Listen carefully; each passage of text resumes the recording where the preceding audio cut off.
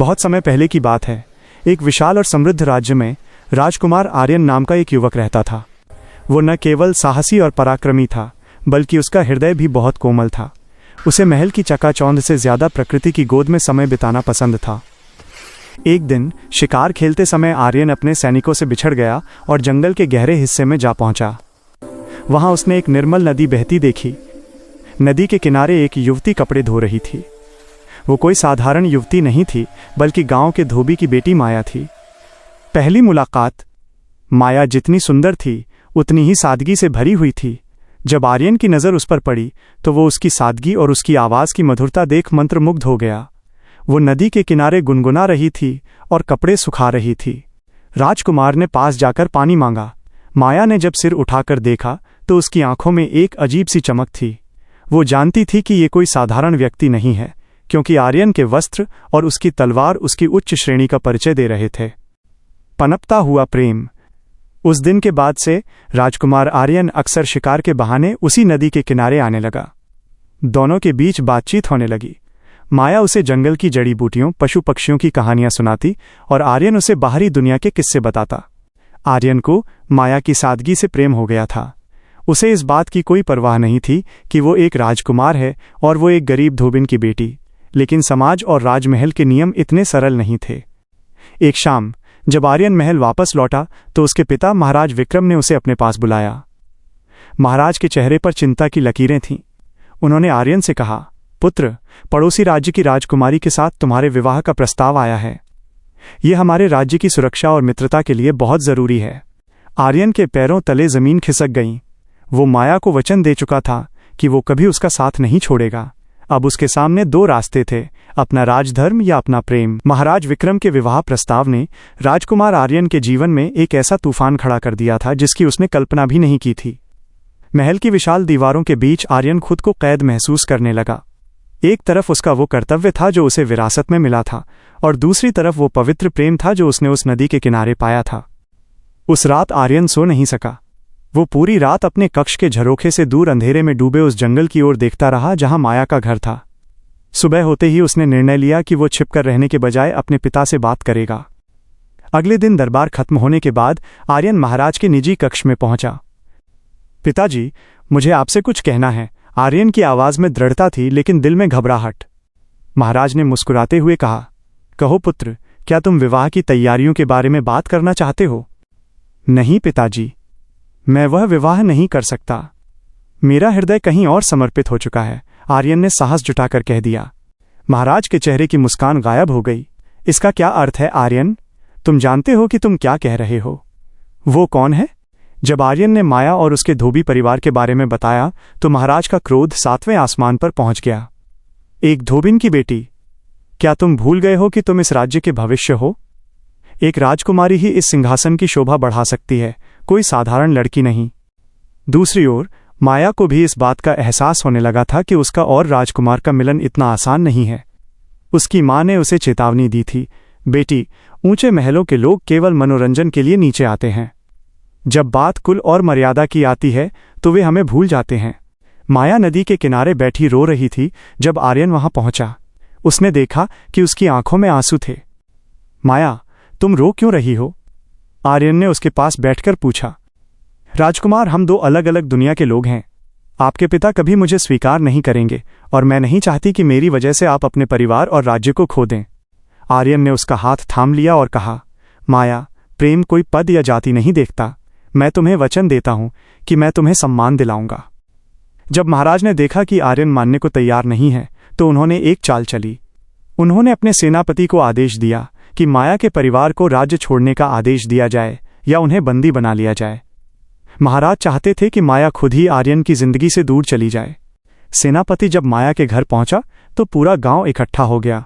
माया के पिता, जो एक ईमानदार और मेहनती व्यक्ति थे, भयभीत हो गए। सेनापति ने कड़कती आवाज में कहा, धोबी, तुम्हारी बेटी ने राजकुमार को मोहपाश में बांधने की कोशिश की है। यह राजद्रोह है। यदि तुम अपनी भलाई चाहते हो तो आज रात ही ये सीमा छोड़ दो। माया ये सब छिपकर सुन रही थी। उसका दिल टूट गया। उसे लगा कि उसका प्रेम ही उसके परिवार की बर्बादी का कारण बन रहा है। उस रात माया ने एक कठोर निर्णय लिया। उसने एक पत्र लिखा और उसे उसी पत्थर के नीचे दबा दिया जहां वो और आर्यन अक्सर मिलते थे। पत्र में लिखा था, राजकुमार, हमारा साथ यहीं तक था। आपकी खुशी आपके राज्य और आपके पिता के सम्मान में है। मुझे भूल जाने में ही सबकी भलाई है। मैं बहुत दूर जा रही हूं जहां आपकी परछाई भी मुझ तक न पहुंच सके। जब अगली सुबह आर्यन वहां पहुंचा और उसने वो पत्र पढ़ा तो उसके पैरों तले जमीन खिसक गई। लेकिन वो हार मानने वालों में से नहीं था। उसने अपनी तलवार उठाई, अपना घोड़ा तैयार किया और शपथ ली कि वो माया को वापस लाकर ही दम लेगा, चाहे उसे इसके लिए अपना राज्य ही क्यों न त्यागना पड़े। आर्यन पागलों की तरह जंगल जंगल भटकने लगा। उसे पता चला कि माया का परिवार राज्य की उत्तरी सीमा की ओर गया है। रास्ता दुर्गम था और मौसम भी खराब हो रहा था। भारी वर्षा और तूफान के बीच आर्यन आगे बढ़ता रहा। रास्ते में उसे डाकुओं के एक गिरोह ने घेर लिया। एक राजकुमार अकेला? आज तो बहुत बड़ी फिरौती मिलेगी, डाकू हंसते हुए बोले। आर्यन के अंदर एक अलग ही ऊर्जा थी। उसने अपनी तलवार निकाली और अकेले ही उन सबका मुकाबला किया। घायल होने के बावजूद उसका लक्ष्य स्पष्ट था। थका हारा घायल आर्यन एक पुरानी सराय के पास पहुंचा जहां उसे माया के पिता की बैलगाड़ी दिखाई दी। वो अंदर भागा और देखा कि माया वहां बैठी सिसक रही थी। जैसे ही माया की नज़र आर्यन के जख्मों पर पड़ी वो चिल्ला उठी, राजकुमार, आप यहां इस हालत में? मैंने कहा था माया, मैं तुम्हें कभी नहीं छोड़ूंगा, आर्यन ने लड़खड़ाते हुए कहा और बेहोश होकर उसके कंधों पर गिर पड़ा। अब माया के सामने एक बड़ी चुनौती थी। उसे न केवल आर्यन का इलाज करना था बल्कि उन सैनिकों से भी बचना था जो महाराज के आदेश पर उन्हें ढूंढ रहे थे। सराय के उस छोटे से कमरे में सन्नाटा पसरा था जिसे केवल बाहर हो रही मूसलाधार बारिश की आवाज तोड़ रही थी। राजकुमार आर्यन माया की गोद में बेसुध पड़ा था। उसके शरीर पर गहरे घाव थे और तेज बुखार ने उसे जकड़ रखा था। माया की आंखों में आंसू थे, लेकिन उसके हाथों में अब ममता के साथ साथ एक दृढ़ निश्चय भी था। माया ने पूरी रात जागकर आर्यन के घावों को साफ किया और जंगल की उन जड़ी बूटियों का लेप लगाया जिसके बारे में उसने अपने बचपन में सीखा था। वो जानती थी कि सुबह होते ही महाराज के सैनिक यहां पहुंच सकते हैं। माया के पिता ने कहा, बेटी, हमें यहां से निकलना होगा। अगर सैनिक आ गए तो हम सब मारे जाएंगे। माया ने साहस के साथ उत्तर दिया, पिताजी, अब भागना समाधान नहीं है। राजकुमार ने मेरे लिए अपना सिंहासन दांव पर लगा दिया। क्या मैं उनके लिए थोड़ा साहस नहीं दिखा सकती? हम यहीं रुकेंगे। सैनिकों का आगमन और महाराज का सामना। भोर होते ही घोड़ों के टापों की आवाज सुनाई दी। महाराज के सेनापति ने सराय को चारों ओर से घेर लिया। सेनापति चिल्लाया, धोबी, राजकुमार को हमारे हवाले कर दो, वरना इस सराय को आग लगा दी जाएगी। माया बाहर निकली। उसकी आंखों में कोई डर नहीं था। उसने सेनापति से कहा, राजकुमार घायल हैं और चलने की स्थिति में नहीं हैं। यदि आप उन्हें इस हालत में ले गए तो उनकी जान को खतरा हो सकता है। क्या आप अपने भविष्य के राजा की मृत्यु का कारण बनना चाहते हैं? सेनापति दुविधा में पड़ गया। तभी पीछे से एक कड़कती आवाज आई, पीछे हटो सेनापति। स्वयं महाराज विक्रम वहां पहुंच चुके थे। उनका चेहरा क्रोध से लाल था। वो सराय के भीतर गए जहां आर्यन अब होश में आ चुका था, लेकिन बहुत कमजोर था। आर्यन ने अपने पिता को देखा और धीमी आवाज में कहा, पिताजी, आप मुझे ले जा सकते हैं, लेकिन मेरा हृदय यहीं रहेगा। जिस राज्य में प्रेम का सम्मान नहीं, वहां का राजा बनकर मैं क्या करूंगा? यदि आप माया को स्वीकार नहीं कर सकते तो मुझे भी मृत समझ लीजिए। महाराज का हृदय परिवर्तन और राजमहल की वापसी। महाराज विक्रम ने देखा कि कैसे एक साधारण लड़की ने बिना किसी स्वार्थ के उनके पुत्र की जान बचाई थी। उन्होंने देखा कि माया के पिता के हाथों में छाले थे जो कड़ी मेहनत का प्रतीक थे, न कि किसी लालच का। महाराज को अपनी गलती का एहसास हुआ। उन्होंने माया के पास जाकर उसके सिर पर हाथ रखा और कहा, बेटी, मुझे क्षमा कर दो। मैंने केवल बाहरी चमक देखी, तुम्हारे भीतर के सोने जैसे हृदय को नहीं पहचान सका। आर्यन सही था, तुम ही इस राज्य की असली रानी बनने के योग्य हो। राजमहल के द्वार, जो कभी माया के लिए बंद थे, आज फूलों की वर्षा के साथ खुले थे। पूरे राज्य में ढोल नगाड़े बज रहे थे, लेकिन महल के भीतर सब कुछ इतना सरल नहीं था। राजकुमारी विशाखा, जिससे आर्यन का विवाह तय हुआ था, इस अपमान को सहन नहीं कर पा रही थी। उसने अपने पिता, जो एक शक्तिशाली पड़ोसी राजा थे, के साथ मिलकर महल के भीतर विद्रोह भड़काने की कोशिश की।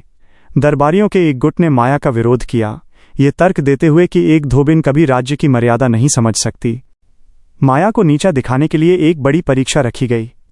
उसे राज्य की प्राचीन परंपराओं और जटिल शास्त्रों के ज्ञान की चुनौती दी गई। विशाखा को पूरा विश्वास था कि माया हार जाएगी, लेकिन माया ने अपनी बुद्धि और उस ज्ञान का परिचय दिया जो उसने प्रकृति और आम लोगों की सेवा करते हुए सीखा था। उसने तर्क दिया कि न्याय वो नहीं जो केवल किताबों में लिखा हो, बल्कि वो है जो एक भूखे का पेट भरे और एक असहाय को सुरक्षा दे। दरबार उसकी विद्वत्ता देखकर दंग रह गया। जब साजिशें काम नहीं आईं तो राजकुमारी विशाखा के पिता ने राज्य पर आक्रमण कर दिया। युद्ध छिड़ गया। आर्यन अभी पूरी तरह ठीक नहीं हुआ था, लेकिन उसने रणभूमि में जाने का निर्णय लिया। युद्ध के मैदान में जब आर्यन संकट में था, तब माया ने केवल एक मूक प्रेमिका बनकर रहने के बजाय साहस दिखाया। उसने राज्य की महिलाओं को संगठित किया और रसद व उपचार की कमान संभाली। उसकी इस निस्वार्थ सेवा ने सैनिकों में वो जोश भर दिया कि उन्होंने अपनी संख्या से 10 गुना बड़ी सेना को धूल चटा दी। पड़ोसी राजा को संधि करने पर मजबूर होना पड़ा। युद्ध जीतने के बाद आर्यन और माया का विवाह पूर्ण विधि विधान से संपन्न हुआ। महाराज विक्रम ने स्वेच्छा से सिंहासन त्याग दिया और आर्यन का राज्याभिषेक हुआ। माया महारानी माया के रूप में सिंहासन पर बैठी। उसने रानी बनने के बाद भी अपनी जड़ों को नहीं भुलाया। उसने राज्य के हर गांव में शुद्ध पानी और सफाई के लिए निर्मल जल योजना शुरू की। उसने धोबियों, किसानों और कारीगरों के लिए विशेष अधिकार बनाए ताकि कोई भी उन्हें कमतर न समझे। सालों बीत गए। आर्यन और माया के शासनकाल को राज्य का स्वर्ण युग कहा गया। उनके बच्चे भी इसी सादगी और न्याय की शिक्षा के साथ बड़े हुए। नदी का वो किनारा जहां वे पहली बार मिले थे, अब एक विशाल और सुंदर प्रेम घाट बन चुका था। वहां आर्यन और माया की एक साथ मूर्ति स्थापित की गई, जिसके नीचे लिखा था, जाति और कुल से बड़ा चरित्र होता है और महलों से बड़ा वह हृदय होता है जिसमें सबके लिए करुणा हो।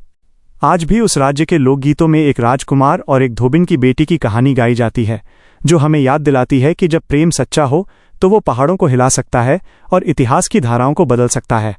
मेरे चैनल को सब्सक्राइब करें और नोटिफिकेशंस के लिए बेल आइकन दबाएं और शेयर करना ना भूलें।